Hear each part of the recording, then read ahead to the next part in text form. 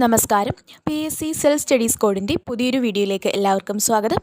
ഇന്ന് 2025 ഫെബ്രുവരി മാസത്തെ current affairs ആണ് പഠിക്കാനായിട്ട് പോകുന്നത്.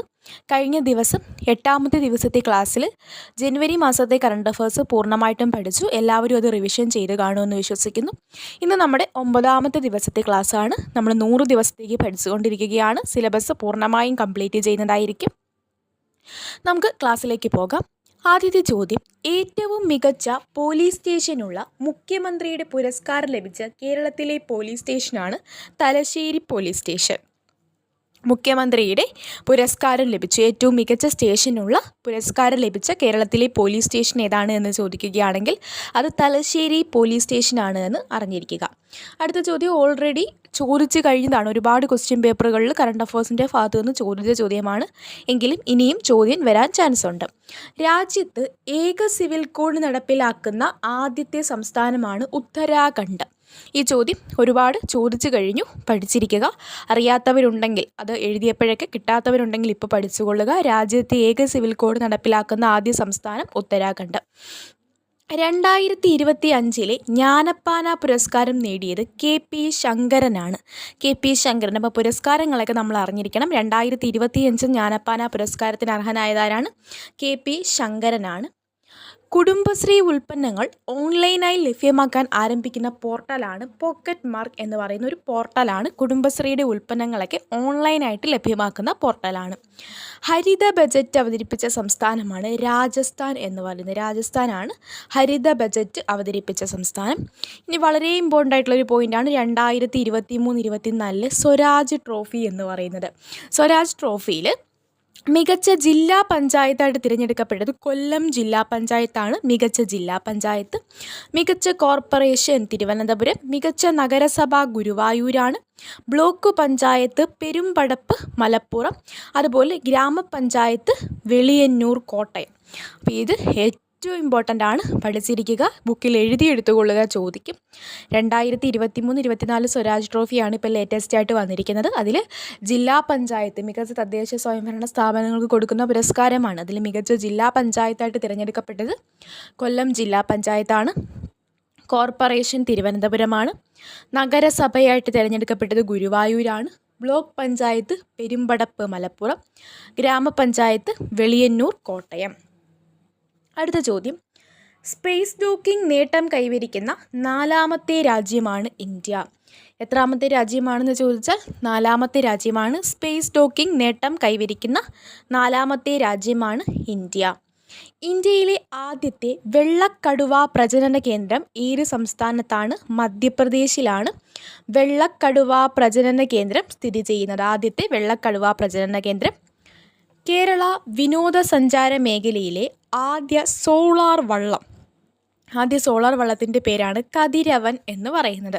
പഠിച്ചുകൊള്ളുക. ഇങ്ങനത്തെ ചോദ്യങ്ങളൊക്കെ പഠിക്കുക. നിങ്ങൾക്ക് എക്സ്ട്രാ ഒരു മാർക്ക് കിട്ടാനുള്ള കാര്യങ്ങളാണ് പറയുന്നത്. അപ്പോൾ നമ്മൾ ഇതുപോലെ 2025 ഡിസംബർ വരെ ഫ്രീ ആയിട്ട് നിങ്ങൾക്ക് ക്ലാസ്സുകൾ തരും കേട്ടോ. നമ്മുടെ ക്ലാസ്സുകൾ അടുത്ത മാർച്ച് ഏപ്രിൽ ഇതുപോലെ കറണ്ട് അഫേഴ്സ് ക്ലാസ്സുകൾ ഇടും. അപ്പോൾ നമ്മുടെ ചാനൽ സബ്സ്ക്രൈബ് ചെയ്ത് സപ്പോർട്ട് ചെയ്ത് കൂട്ടുകാർക്കും കൂടെ ഷെയർ ചെയ്ത് കൊടുക്കുക. ടെലിഗ്രാം ചാനലിൽ ഡെയിലി ഇതിൻ്റെ എക്സാമും പോകുന്നുണ്ട്.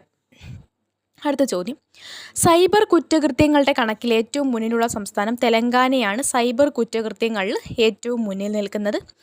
ഇന്ത്യയിലെ ആദ്യത്തെ വെർട്ടിക്കൽ ലിഫ്റ്റ് റെയിൽവേ കടൽപ്പാലം. ഓൾറെഡി ചോദിച്ച ചോദ്യമാണ്. ഇമ്പോർട്ടൻ്റ് ആയിട്ടുള്ള ചോദ്യമാണ്, പഠിച്ചുകൊള്ളുക. പാമ്പൻ പാലമാണ് രാമേശ്വരം. പാമ്പൻ പാലം രാമേശ്വരമാണ് ഇന്ത്യയിലെ ആദ്യത്തെ വെർട്ടിക്കൽ ലിഫ്റ്റ് റെയിൽവേ കടൽപ്പാലം. അടുത്തിടെ ഗ്രാമകോടതി സ്ഥാപിച്ച നിയോജക മണ്ഡലമാണ് വാമനപുരം. വാമനപുരത്താണ് അടുത്തിടെ ഗ്രാമകോടതി സ്ഥാപിച്ചത്. 2025 തണ്ണീർത്തട ദിനപ്രമേയം നമ്മുടെ ഭാവിക്കായി തണ്ണീർത്തടങ്ങളെ സംരക്ഷിക്കുക. നമ്മുടെ ഭാവിക്കായി തണ്ണീർത്തടങ്ങളെ സംരക്ഷിക്കുക എന്നാണ് ഈ തണ്ണീർത്തട ദിനം എന്ന് പറയുന്നത്. അതും ചോദ്യമാണ്. അത് നമുക്ക് ജനറൽ നോളജായിട്ട് ചോദിക്കാൻ സാധ്യതയുള്ള ചോദ്യമാണ്. ഫെബ്രുവരി 2 അപ്പോൾ 10th ലെവൽ എക്സാമുകൾക്ക് 20 മാർക്കാണ് കറണ്ട് അഫേഴ്സ്. വിട്ട് കളയാതെ പഠിക്കണം. ഇതുപോലെ സിമ്പിളായിട്ട് പഠിക്കുകയാണെങ്കിൽ നിങ്ങൾക്ക് എന്ത് ചെയ്യും? കുറച്ച് കാര്യങ്ങളിലൂടെ നിങ്ങൾക്ക് 20 മാർക്ക് ഷുവറായിട്ടും നേടാനായിട്ട് പറ്റും. സ്വതന്ത്ര ഭാരതത്തിൽ ഏറ്റവും കൂടുതൽ തവണ ബജറ്റ് അവതരിപ്പിച്ചെന്ന നേട്ടം കൈവരിച്ച ധനമന്ത്രി ആരാണ്? നിർമ്മല സീതാരാമനാണ്. തുടർച്ചയായിട്ട് ഏറ്റവും കൂടുതൽ തവണ ബജറ്റ് അവതരിപ്പിച്ചു എന്ന നേട്ടം കൈവരിച്ചത് 8 തവണ ഇതുവരെ ബജറ്റ് അവതരിപ്പിച്ചു. UN മനുഷ്യാവകാശ കൗൺസിലിൽ നിന്ന് പിന്മാറുന്ന രാജ്യമാണ് അമേരിക്ക എന്ന് പറയുന്നത്. UN മനുഷ്യാവകാശ കൗൺസിലിൽ നിന്ന് പിന്മാറുന്ന രാജ്യമാണ് അമേരിക്ക. MD വാസുദേവൻ നായർ സ്മാരകം നിലവിൽ വരുന്നത് എവിടെയാണ്?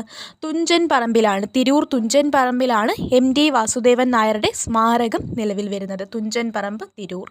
അടുത്തിടെ പുറത്തിറങ്ങിയ ഫ്രാൻസിസ് മാർപ്പാപ്പയുടെ ആത്മകഥയാണ്. ഫ്രാൻസിസ് മാർപ്പാപ്പയുടെ ആത്മകഥയാണ് ഹോപ്പ് എന്ന് പറയുന്നത്. അപ്പോൾ ഹോപ്പ് എന്ന് പറയുന്നത് ആരുടെ ആത്മകഥയാണെന്ന് ചോദിക്കും. ഫ്രാൻസിസ് മാർപ്പാപ്പയുടെ ആത്മകഥയായിരുന്നു ഹോപ്പ് എന്ന് പറയുന്നത്.